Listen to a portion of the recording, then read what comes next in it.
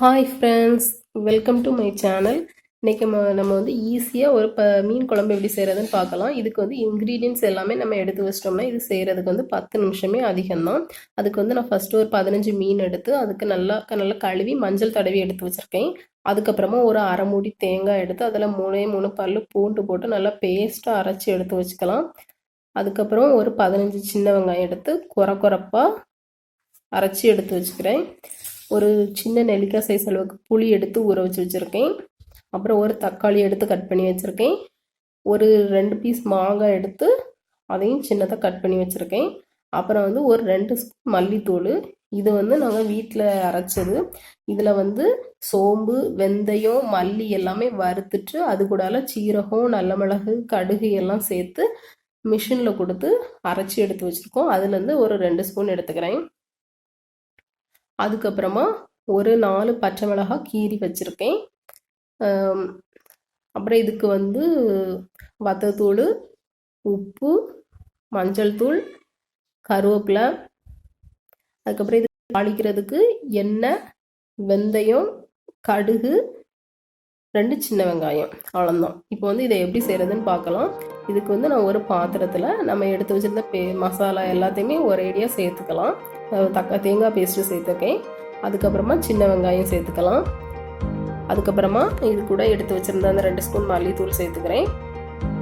அது கூட பெரிய ஸ்பூனுக்கு வந்து 1 ஸ்பூன் வத்தத்தூள் சேர்த்துக்கலாம். அப்புறம் ஒரு 1/4 ஸ்பூன் மஞ்சத்தூள். அப்புறம் இதுக்கு தேவையான அளவுக்கு உப்பு சேர்த்துக்கலாம்.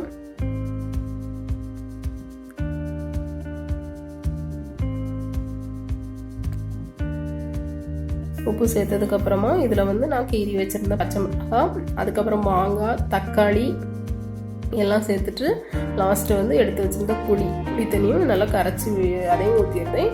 ஊற்றினதுக்கு அப்புறமா இதுக்கு தேவையான அளவுக்கு தண்ணி சேர்த்து நல்லா கலந்து நம்ம இதை கொதிக்க வைக்கணும். நான் இப்போ தண்ணி ஊற்றி நல்லா கட்டி இல்லாமல் மிக்ஸ் பண்ணிக்கிறேன். மிக்ஸ் பண்ணதுக்கப்புறமா இப்போ வந்து கேஸ் ஆன் பண்ணி இதை வந்து கொதிக்க வச்சிடலாம். இது நல்லா கொதிக்கட்டும்.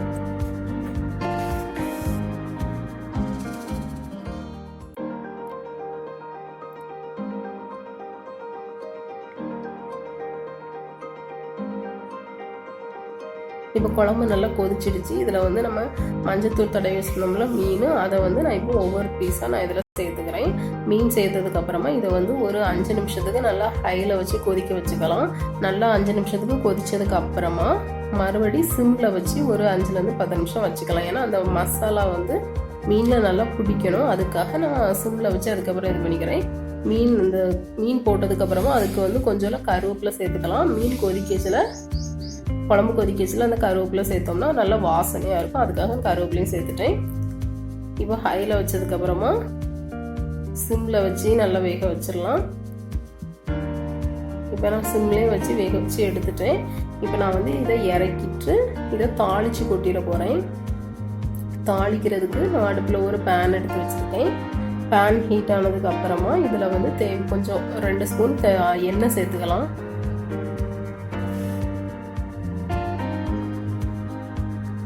இப்போ எண்ணெய் நல்லா ஹீட் ஆகட்டும். எண்ணெய் சூடானதுக்கு அப்புறமா இதில் வந்து ஒரு அரை ஸ்பூன் கடுகு சேர்த்துக்கிறேன்.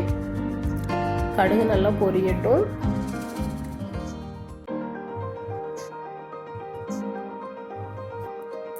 கடுகு பொரிஞ்சதும் இதில் வந்து ஒரு 1/4 ஸ்பூன் வெந்தயம் சேர்த்துடலாம்.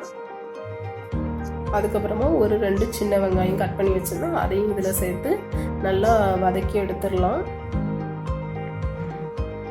சின்ன வெங்காயம் நல்லா வதங்கினதுக்கு அப்புறமா கடைசியாக இதில் வந்து கொஞ்சம் கருவேப்பிலை சேர்த்து தாளித்து குழம்புல கொட்டிடுவேன்.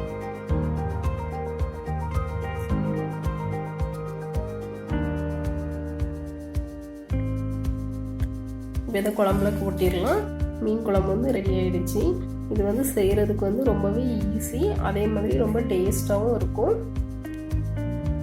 நீங்களும் இதை ட்ரை பண்ணி பார்த்துட்டு எப்படி இருந்ததுன்னு சொல்லுங்கள். இந்த வீடியோ உங்களுக்கு பிடிச்சிருந்தா லைக் பண்ணுங்கள், ஷேர் பண்ணுங்கள்.